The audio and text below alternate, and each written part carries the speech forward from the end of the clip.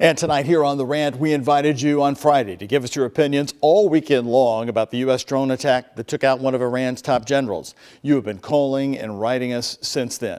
Also over the weekend, thousands of Iranians turned out for the funeral of General Soleimani.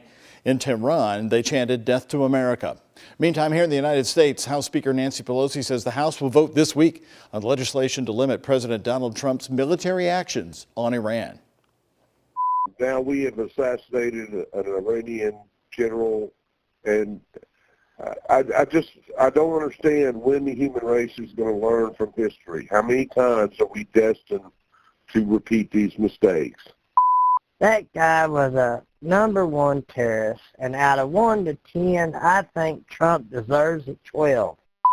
Name is Tammy Stewart, and he's the commander-in-chief. He has every right to call that call. That, according to our Constitution, does not need the Congress' approval. We need to get all of our troops out. We are there under false pretenses. Weapons of mass destruction started that war when, in fact, there were none. A lot of you have been emailing rants, Brittany in Clarksville. The fact that our government is seeking out and murdering anyone outside of wartime, whether the person deserves it or not, should be very concerning to us all. You can't just go around deciding who lives or dies and so hastily. This isn't the 1700s. Joseph in Mount Washington, the general made sure he spent a lot of time around kids and mothers. We couldn't attack without mass casualties. We found a moment where we could attack him and his men least expected and took that moment. Misty in Spencer County, Kentucky, it concerns me that this terrorist is responsible for the deaths of over 600 Americans, and we shouldn't have taken him out. Nonsense if anyone believes differently. John in Elizabethtown, Donald Trump, uniter of the Arab states. I never thought I would say that in my lifetime.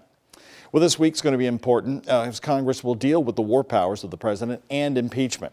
Plus, what are your thoughts about Iran's promise of revenge, and how should we respond to any future attacks?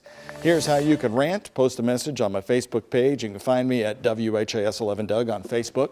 Keep sending me your rants on Twitter, also at WHAS11Doug. You can follow me on Twitter. Your emails come directly to me. The address is easy, therant@WHAS11.com. And the toll-free rant line's now open at 855-749-1101.